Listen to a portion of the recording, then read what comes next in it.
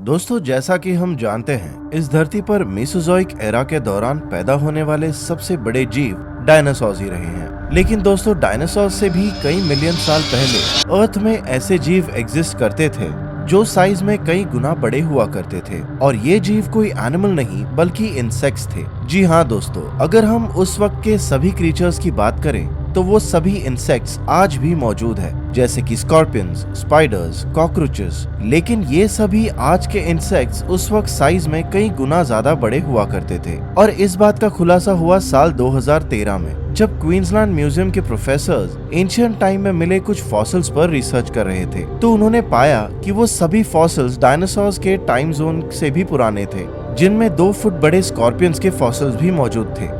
यानी कि उस वक्त एंशिएंट टाइम्स के स्कॉर्पियंस भेड़िए के साइज जितने बड़े हुआ करते थे। इसके साथ साथ रिसर्चर्स को स्पाइडर, कॉकरोच, ड्रैगन फ्लाई के फॉसिल्स भी मिले, जो सच में आज के इंसेक्ट्स के साइज में बहुत बड़े थे। लेकिन दोस्तों, फिर ऐसा क्या हुआ कि इन सभी इंसेक्ट्स का साइज आज इतना छोटा हो गया, और कैसे डायनासोर्स के इस धरती पर आने से पहले इन क्रीचर्स की लाइफ फॉर्म हुई होगी। आइए जानते हैं डायनासोर्स से पहले की इस अनोखी दुनिया को आज की इस वीडियो में। दोस्तों, आज से करीब 600 मिलियन साल पहले हमारी अर्थ में सबसे पहले पानी में लाइफ फॉर्म हुई थी, जिनमें पहले अमीबा फॉर्म हुए और फिर इसके बाद अमीबा से एल्गे का फॉर्मेशन हुआ। अब क्योंकि उस वक्त सभी कॉन्टिनेंट आपस में मिले हुए थे, जो एक बड़ा सुपर कॉन्टिनेंट पैंजिया कहलाता था, इसलिए अर्थ के ओशंस में बड़ी तेजी से एल्गे का फॉर्मेशन होने लगा। अब क्योंकि अर्थ में बड़ी तेजी से एल्गे का फॉर्मेशन होने लगा, तो उनके द्वारा की गई फोटोसिंथेसिस की वजह से अर्थ के एटमॉस्फेयर में ऑक्सीजन की मात्रा बढ़ने लगी।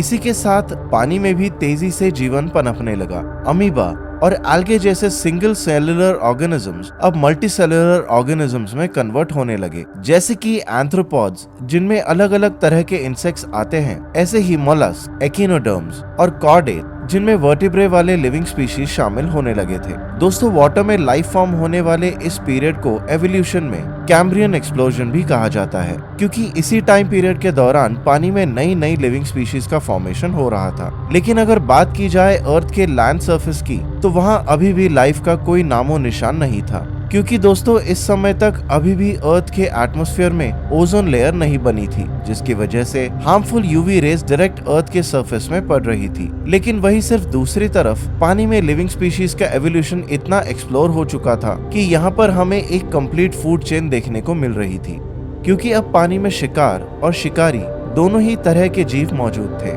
वहीं अब वक्त के साथ साथ अर्थ के क्लाइमेट्स में भी बहुत सारे चेंजेस आने लगे। देखते ही देखते जमीन में मौजूद एल्गे से फंगस का फॉर्मेशन हुआ, फंगस से छोटे पेड़ पौधे बने और उन पौधों से बड़े बड़े पेड़ों का जन्म हुआ। और वहीं अब एटमॉस्फेयर में भी ऑक्सीजन का लेवल इंक्रीज होने लगा था, और बढ़ते हुए ऑक्सीजन के कारण एटमॉस्फेयर में ओजोन लेयर का फॉर्मेशन हुआ, जिसके बाद तो मानो धरती पर भी जीवों की एक लहर आ गई थी। अलग अलग तरह की लिविंग स्पीशीज पानी में अपने आप को शिकारियों से बचने के लिए भारी तादाद में धरती की तरफ बढ़ने लगे और इवॉल्व होने लगे थे। दोस्तों, फिर इसके बाद लगभग 370 मिलियन साल पहले धरती पर डेवोनियन पीरियड और कार्बोनिफेरस पीरियड की शुरुआत होती है। इन्हीं टाइम जोन में जमीन पर ज्यादातर ऑर्गेनिजम्स, एम्फीबियंस और रेप्टाइल्स की प्रजातियां ग्रो होती है, जिनमें फ्रॉग्स, एंथ्रोपॉड्स, वर्म्स शामिल हुआ करते थे। अगर हम कार्बोनिफेरस पीरियड की बात करें, तो ये अर्थ का वही समय है जिसमें जब धरती पर क्लाइमेट चेंज बहुत तेजी से हो रहा था, जिसके वजह से पेड़ों के बनने के साथ साथ वे मर भी रहे थे।